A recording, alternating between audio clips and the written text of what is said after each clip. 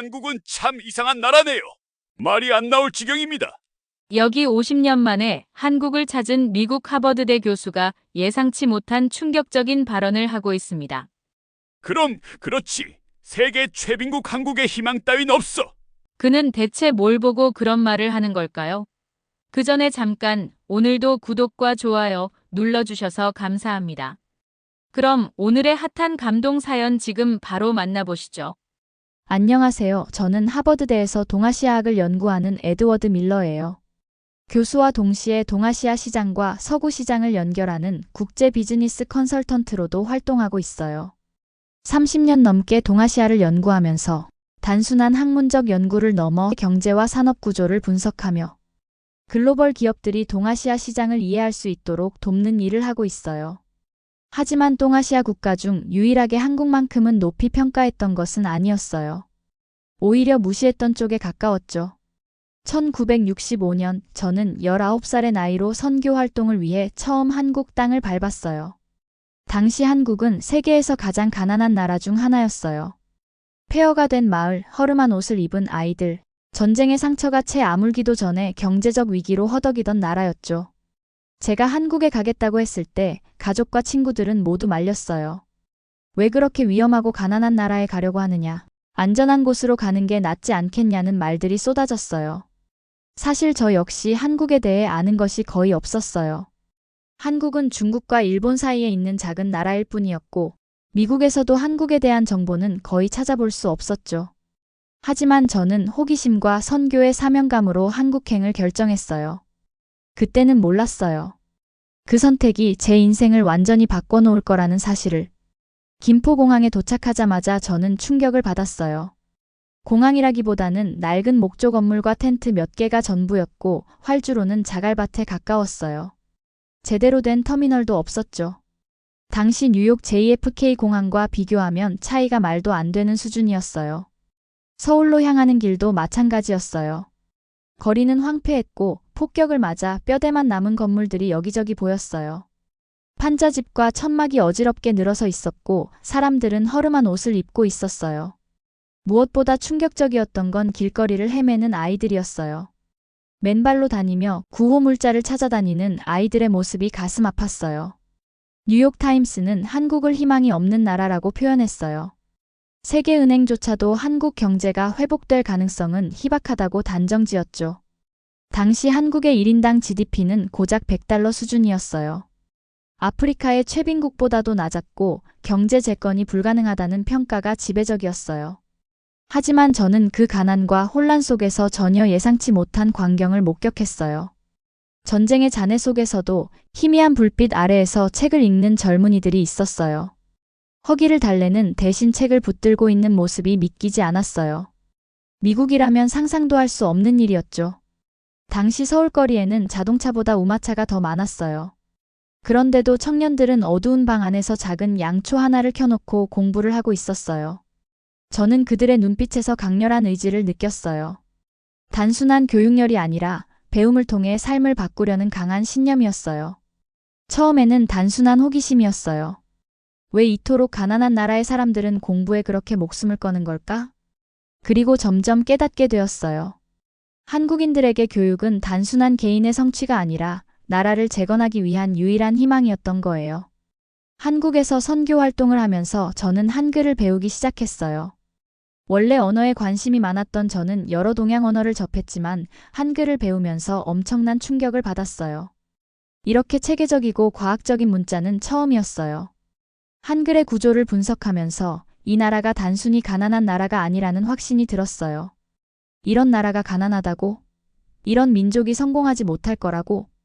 저는 그 순간 깨달았어요. 한국은 언젠가 반드시 세계를 놀라게 할 나라가 될 거라는 것을. 그로부터 50년이 지난 지금 한국은 세계 경제를 주도하는 나라가 되었어요.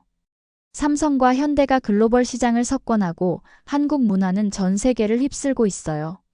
사람들은 한국의 성공을 단순한 경제 성장으로만 봐요. 하지만 저는 다르게 봐요. 한국이 성공할 수밖에 없었던 진짜 이유는 단순한 경제적 요인이 아니라 그들의 정신과 문화 때문이에요.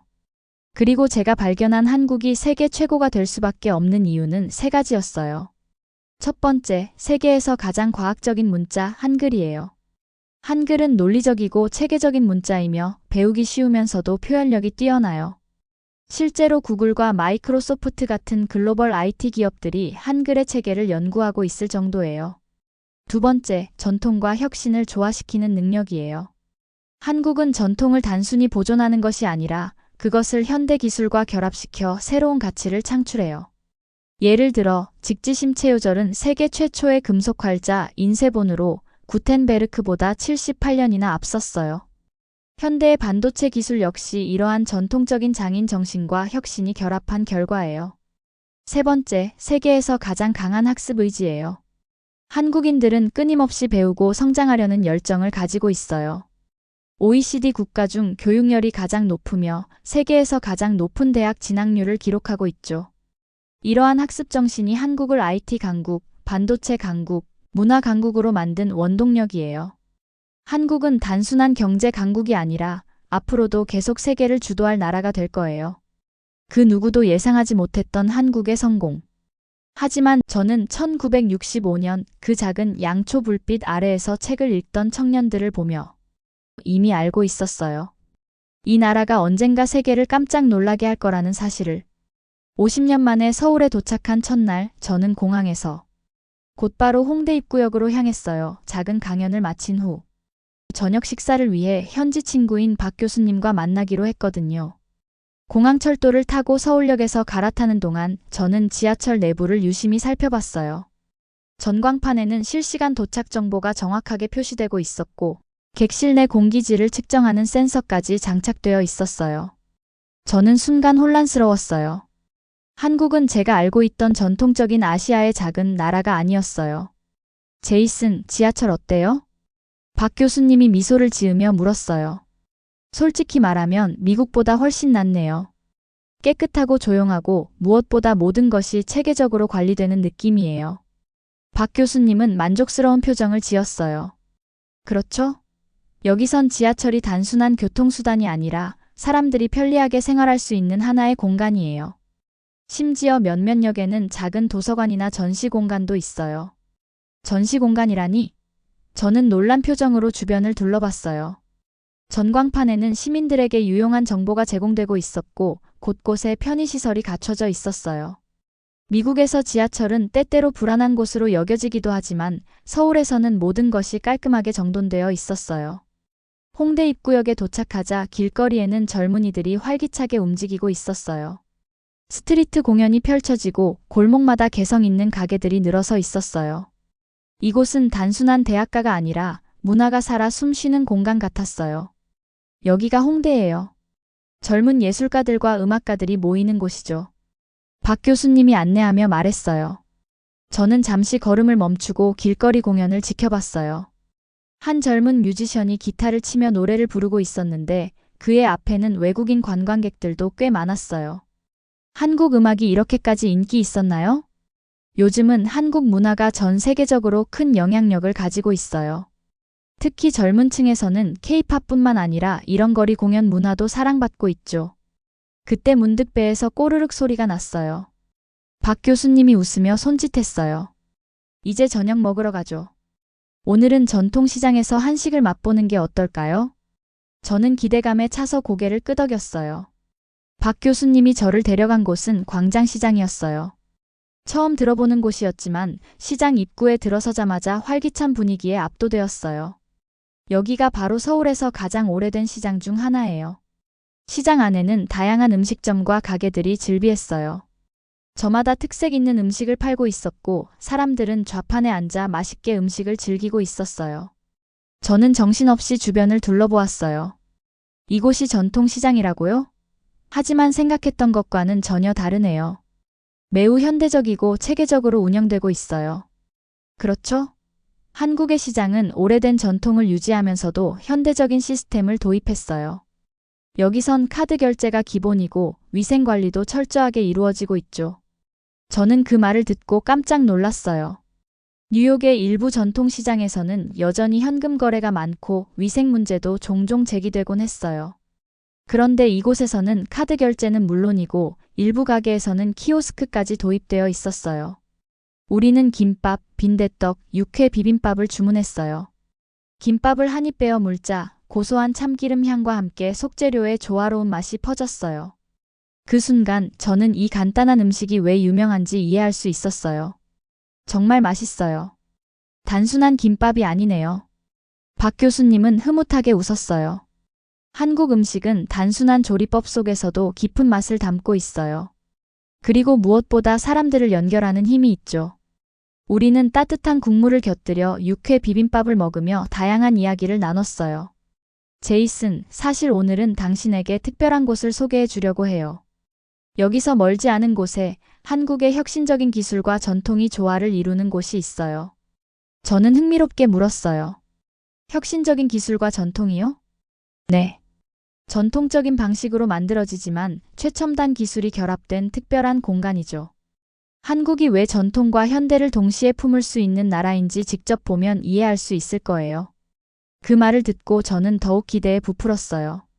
전통시장에서 이렇게 신선한 경험을 했는데 더 놀라운 것이 남아있다니. 좋아요. 지금 바로 가볼까요? 박 교수님은 미소를 지으며 자리에서 일어났어요. 자, 그럼 이제 서울의 또 다른 모습을 보여줄 시간이에요. 저는 설레는 마음으로 광장시장을 나섰어요. 한국이 가진 놀라운 매력을 더 깊이 경험할 수 있을 것 같았어요. 광장시장을 나서자 서울의 야경이 눈앞에 펼쳐졌어요. 도심 속 빌딩의 불빛이 반짝이고 거리는 여전히 활기로 가득 차 있었어요. 한국은 밤에도 쉬지 않는 나라처럼 보였어요. 박 교수님은 지하철을 타고 다음 장소로 가자고 했어요. 저는 아직까지 한국의 대중교통 시스템이 너무 인상적이었어요. 지하철을 탈 때마다 깨끗한 환경과 정확한 시간 운영이 신기했어요. 이제 어디로 가는 거예요? 이번에는 조금 색다른 곳을 보여줄게요. 전통과 현대가 공존하는 곳이에요. 우리는 지하철 2호선을 타고 삼성역에서 내렸어요. 지하철역에서 나와 조금 걸으니 거대한 건물이 눈앞에 펼쳐졌어요.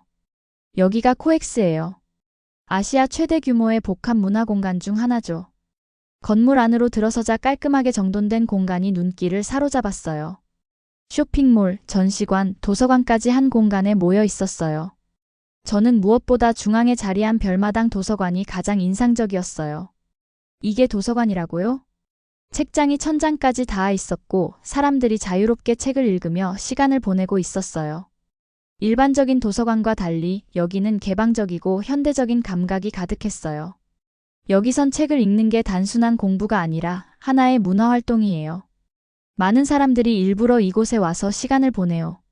도시 한가운데 이런 공간이 있다는 게 놀라웠어요.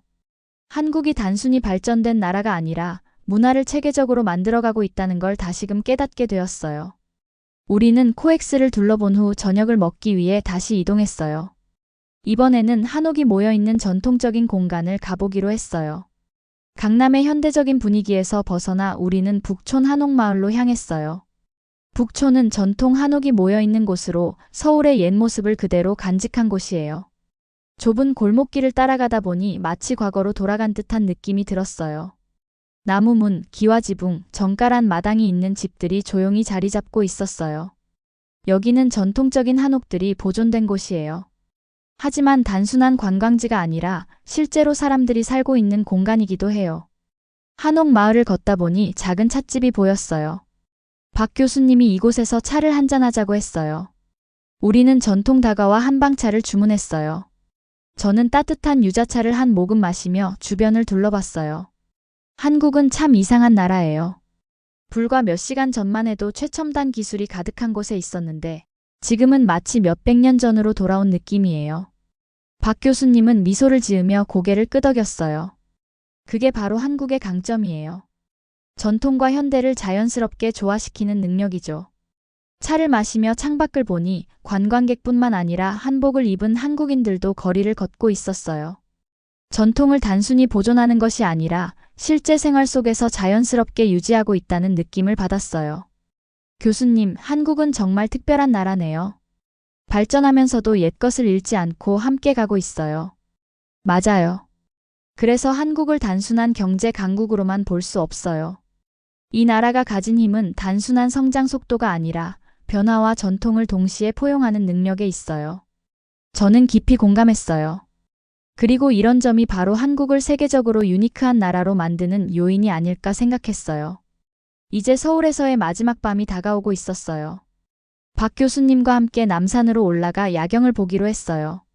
남산에 도착하자 서울의 화려한 불빛이 한눈에 들어왔어요. 멀리 보이는 고층 빌딩들, 그리고 곳곳에 자리한 전통적인 지붕들이 어우러져 서울만의 독특한 풍경을 만들어내고 있었어요. 처음 한국에 왔을 때랑 지금 느낌이 많이 다르죠? 네, 완전히요. 사실 저는 한국이 단순히 빠르게 발전한 나라라고만 생각했어요. 하지만 직접 경험해보니 그게 전부가 아니었어요. 한국은 기술과 전통, 문화와 경제, 과거와 미래가 공존하는 나라였어요. 박 교수님은 흐뭇한 표정으로 서울의 야경을 바라봤어요. 그래서 한국을 한번 방문하면 다시 오고 싶어지는 사람들이 많아요.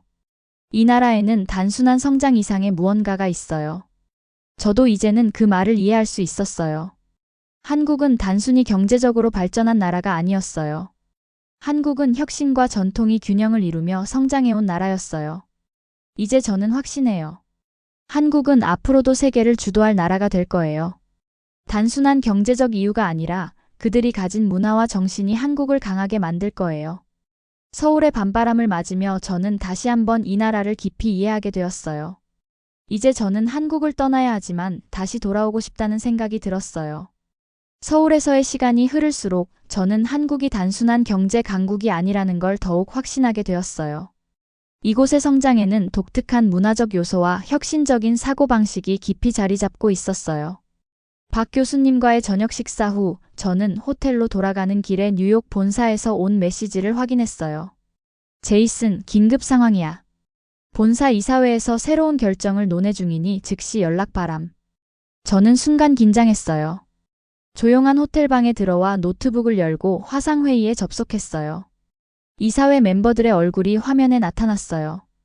회장님이 무거운 표정으로 입을 열었어요. 자네 한국에 가 있다고 들었네. 우리가 예상치 못한 문제가 생겼어. 무슨 일인가요? 조지루 씨와의 계약이 파기됐어. 그들이 중국 시장에 집중하기로 결정하면서 우리와의 협력 계획을 철회했네. 조지루 씨는 우리가 신뢰하던 일본 브랜드였어요. 우리는 이 브랜드와 계약을 맺고 미국 시장에서 프리미엄 주방 기기를 판매하려 했어요. 그런데 계약이 깨졌다는 건 우리가 의지하던 계획이 무너졌다는 뜻이었어요. 이건 생각지도 못했던 상황인데요. 대체 무슨 이유로 이런 결정을 내린 거죠? 우리가 아시아 시장을 충분히 이해하지 못했다는 게 문제야. 일본 기업들은 점점 더 중국과 동남아 시장에 집중하고 있어. 그런데 우리는 아직 기존 방식에만 의존하고 있지. 저는 순간 머릿속이 복잡해졌어요. 지금까지 우리는 유럽과 일본 브랜드만을 고집해왔어요. 하지만 이제 시장이 바뀌고 있다는 걸 인정해야 하는 상황이 온 거였어요. 그리고 저는 문득 지난 며칠 동안 한국에서 봤던 것들이 떠올랐어요. 위기에도 빠르게 대응하는 한국의 시민들, 전통과 현대가 조화를 이루는 시장의 모습, 그리고 한국 제품이 가진 가능성. 잠시만요. 그렇다면 한국 브랜드는 어떨까요? 이사회에서는 순간 침묵이 흘렀어요. 한국? 무슨 말인가? 제가 한국에서 직접 경험한 걸 말씀드릴게요. 한국 제품은 단순히 기능적인 가전이 아니에요. 여긴 기술과 디자인, 그리고 사용자의 경험까지 고려해서 제품을 만들어요. 그리고 한국의 소비자들은 세계에서 가장 까다롭고 세련된 취향을 가지고 있어요. 이 시장을 분석하면 우리가 원하는 고품질 프리미엄 제품을 찾을 수 있을 거예요. 이사들은 여전히 회의적인 표정을 짓고 있었어요. 회장님이 천천히 고개를 끄덕이며 물었어요. 자네 말대로라면 우리가 한국 시장에 집중할 이유가 있겠군. 하지만 한 가지 더 확인해야겠네. 실제로 우리가 한국 제품을 들여와서 경쟁력이 있을까? 저는 자신 있게 대답했어요. 그 부분은 걱정하지 않으셔도 돼요. 저는 이미 한국의 제조업체들과 접촉했고 그들은 우리와 협력할 의향이 있어요. 그리고 제품의 품질도 직접 확인했어요. 한국 제품은 단순히 일본 제품을 대체하는 수준이 아니라 오히려 더 나은 성능과 가치를 제공할 수 있어요.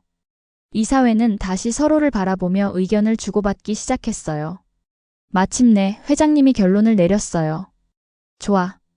자네가 직접 이 프로젝트를 맡아서 진행하게. 한국 시장을 철저히 조사하고 우리가 가져올 제품을 선정한 뒤 마케팅 전략까지 세워보게. 저는 깊은 숨을 내쉬며 고개를 끄덕였어요. 알겠습니다. 최선을 다하겠습니다. 그날 이후 저는 한국과 미국을 오가며 새로운 프로젝트를 추진하기 시작했어요. 한국의 제조업체들과 협업을 맺고 한국 제품을 미국 시장에 소개하기 위한 전략을 세웠어요. 6개월 후 우리는 첫 번째 한국 브랜드 제품을 출시했고 예상보다 훨씬 빠른 속도로 시장에 자리 잡기 시작했어요. 한국의 전기밥솥은 단순히 주방기구가 아니라 완벽한 밥맛이라는 새로운 개념을 미국 소비자들에게 각인시켰어요. 1년 후 우리의 한국 제품 매출은 유럽 브랜드를 넘어섰어요. 그리고 저는 뉴욕 본사에서 다시 한번 이사회 앞에 섰어요. 여러분, 이제 한국은 단순한 제조 강국이 아닙니다. 한국은 라이프 스타일을 만들어가는 나라입니다. 그리고 우리가 선택한 이 방향은 앞으로의 시장을 이끌어갈 중요한 길이 될 겁니다. 이사회는 엄청난 박수를 보냈어요. 저는 속으로 미소를 지으며 생각했어요. 처음 한국을 방문했을 때 저는 이 나라가 이토록 강한 나라라는 걸 몰랐어요. 하지만 이제는 확실히 알겠어요. 한국은 단순한 발전을 넘어 세상을 바꿀 준비가 되어 있는 나라라는 걸요. 오늘의 사연 어떠셨나요? 한국을 다시 찾은 하버드대 교수가 한국의 진가를 알게 되며 가슴이 뜨거워지는 감동적인 이야기였군요. 한국인인 것이 정말 자랑스럽기 그지없습니다. 끝까지 들어주셔서 감사합니다. 오늘도 가정에 평화가 가득하시길 진심으로 바랍니다. 학감동이었습니다.